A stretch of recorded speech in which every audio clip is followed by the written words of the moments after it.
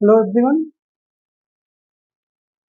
आज मैं fundamental theorem of arithmetics के बारे में यहाँ पर हम डिस्कशन करेंगे इस थर्ड लेक्चर में। आज हमारा थर्ड लेक्चर है एनसीईआरटी क्लास 10th का। तो जो कि आप बोर्ड पर लिखा हुआ है फंडामेंटल थ्योरम ऑफ अर्थमेटिक्स। तो ये डिफिनेशन है, every composite number can be expressed as, मतलब स्टेटमेंट है, डिफिनेशन नहीं। Every composite number can be expressed as a product of primes, and this factorization is unique apart from the order in which the prime factor occurs. तो यहाँ पर ये जो लिखा every composite number जो composite number जिसका factor हो सके, तो एवरी कंपोजिट नंबर को हम किसी भी कंपोजिट नंबर को प्रोडक्ट ऑफ प्राइम नंबर के फॉर्म, मतलब फैक्टर के रूप में लिख सकते हैं। प्रोडक्ट ऑफ फैक्टर के रूप में, प्राइम फैक्टर के रूप में लिखा जा सकता है।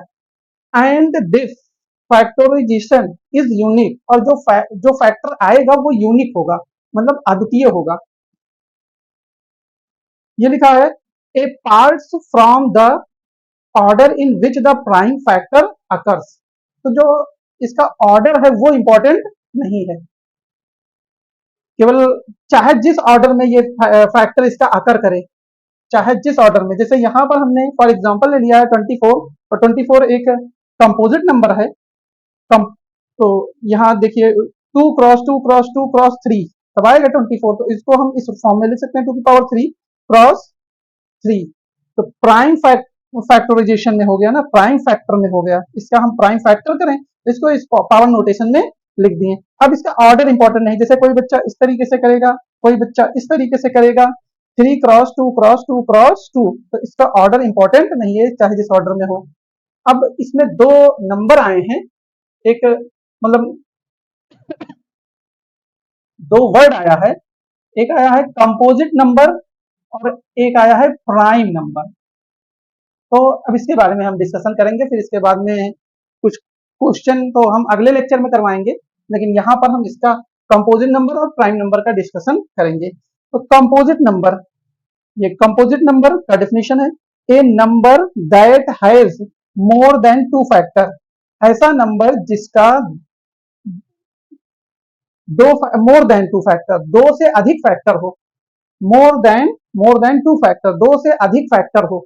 जैसे 24 का 2 से अधिक फैक्टर है। यहाँ हमने यहाँ क्योंकि फैक्टर की बात हो रही है, प्राइम फैक्टर की बात नहीं हो रही है, तो फैक्टर हम कहेंगे, प्राइम फैक्टर यहाँ नहीं कहेंगे। यहाँ देखिए, ये हम फॉर एग्जांपल इसका ले लिए हैं, द फैक्टर ऑफ 8। इसके कितने फैक्टर हुए हैं? 1 हो गया, 2 हो गया, 4 हो गया, 8 हो गया, क्योंकि इसके दो से अधिक फैक्टर हो गए। एक 1 है, एक 2 है, एक 4 है, एक 8 है। फैक्टर का मतलब ये जो 8 है इस नंबर से डिविजिबल हो सकता है। 1 से डिविजिबल है 8, 2 से डिविजिबल है, 4 से डिविजिबल है, और 8 से डिविजिबल है। The factor of 4, the factor of 4 is equal to, अब 4 का फैक्टर हम ले लिए हैं, तो 4 का फैक्टर क्या होगा? 1 होगा, 2 होगा और 4 होगा। 4 इन्हीं तीनों नंबर से डिविजिबल हो सकता है, तो वही इसका फैक्टर हो गया। नोट लिख दिए हैं, note 4 is the smallest composite number. तो 4 सबसे छोटा नंबर है जो कंपोजिट है। इससे छोटा नंबर क्या होगा? 3। तो 3 तो प्राइम नंबर है। 2 होगा, 2 भी प्राइम नंबर है। तो अब आइए कंपोजिट नंबर तो समझ में आ गया होगा, प्राइम नंबर का डिस्कशन करें। तो prime number, A prime number is an integer. एक प्राइम नंबर इंटीजर होता है जो ग्रेटर देन 1, 1 से बड़ा, and be divisible by only itself, और खुद से विभाजित होता है, और खुद से विभाजित होता है। A prime number is an integer greater than 1 and b divisible by only itself। तो कुछ प्राइम नंबर हमने यहाँ लिख दिया है। फॉर एग्जाम्पल 2, 2 सबसे छोटा इवन प्राइम नंबर है। 2 सबसे छोटा, ये 2 ऐसा प्राइम नंबर है जो इवन भी है और प्राइम भी है। 3, 5 ये ग्रेटर देन 1 है, और ये खुद से डिविजिबल है। 3 भी ग्रेटर देन 1 है, और 3 खुद से डिविजिबल है और किसी नंबर से नहीं। 5 ग्रेटर देन 1 है, और 5 खुद से डिविजिबल है। इसका मतलब क्या हुआ? इसका मतलब हुआ कि प्राइम नंबर के केवल 2 ही फैक्टर हो सकते हैं, या तो 1 प्राइम नंबर के केवल दो फैक्टर हो सकते हैं, या तो 1 हो सकता है और या स्वयं वही संख्या, मतलब इटसेल्फ, या वही संख्या। जैसे दो दो प्राइम नंबर है तो दो के केवल दो फैक्टर होंगे, इसका फैक्टर क्या होगा? 1, 2, 3 प्राइम नंबर है तो इसका 1, 3, एक तो 1 होगा उसका फैक्टर और एक खुद वही संख्या होगी, तो प्राइम नंबर के केवल दो फैक्टर हो सकते हैं। अब इसी प्राइम नंबर का हम कुछ और डिस्कशन आगे बढ़ा रहे हैं और क्वेश्चन को अगले लेक्चर में करवाएंगे, तो इसको मिटा दें।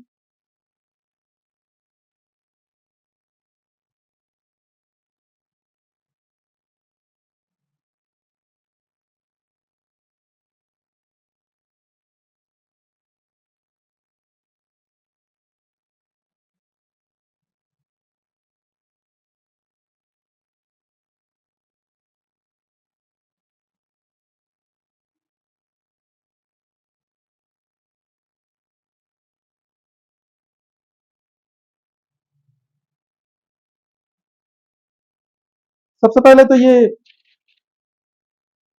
इन जनरल करवा दें, ये इसका अर्थ, फंडामेंटल थ्योरम ऑफ अर्थमेटिक्स का इन जनरल। तो in general given a composite number x, in general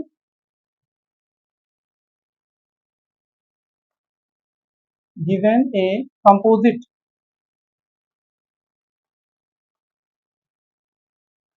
number को हमने ऐसे लिख दिया, number x. In general given a composite number x, x एक कंपोजिट नंबर हम मान लिए हैं, तो एक्स का प्राइम फैक्टर हो सकता है।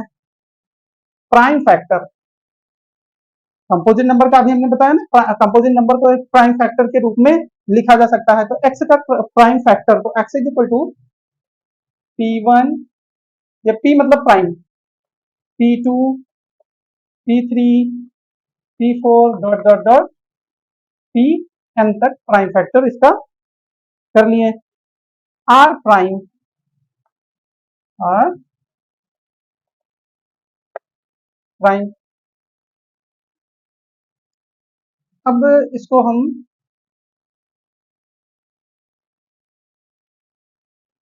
P1 less or equal to P2 less or equal to P3 dot dot और लेस आर इक्वल टू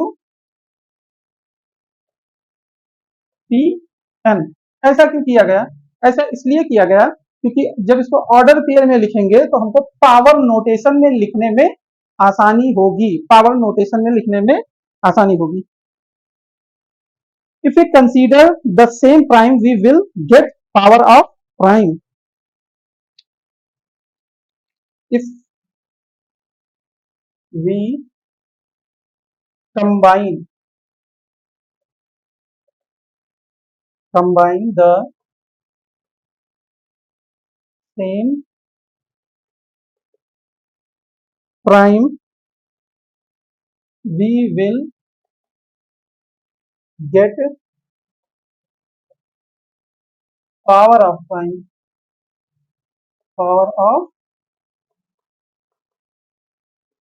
जैसा कि इसमें लिखा है, इसको हम इस तरीके से लिखे हैं तो इसको पावर नोटेशन में आसानी होगी, नोटेशन, पावर नोटेशन लिखने में आसानी होगी, तो इसको इस फॉर्म में, उसको यहाँ पर हमने लिख दिया है।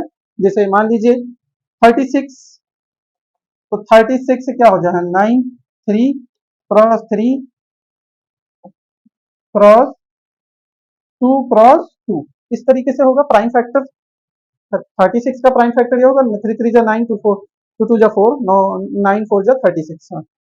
तो अब इसको इस फॉर्म में, अब कोई बच्चा होगा ऐसे लिखेगा 3 क्रॉस 2 क्रॉस 3 क्रॉस 2, तो इस तरीके से लिखेंगे तो पावर नोटेशन में लिखने में आसानी नहीं होगी, तो इसीलिए इसको इस फॉर्म में लिखा गया। तो इस 2 को हम आगे लिखने 2 की पावर 2 क्रॉस 3 की पावर 2, इस तरीके से। इसका केवल यही मतलब है कि पावर नोटेशन में लिखने में आसानी हो, इसलिए ऐसा किया गया बस। तो आगे बढ़ रहे हैं,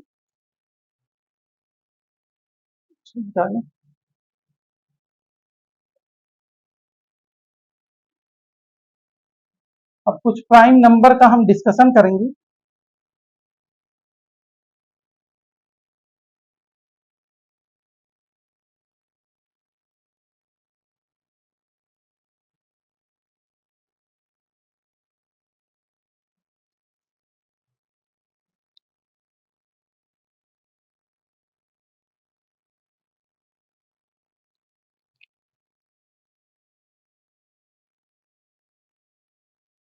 तो आज के लिए इतना ही।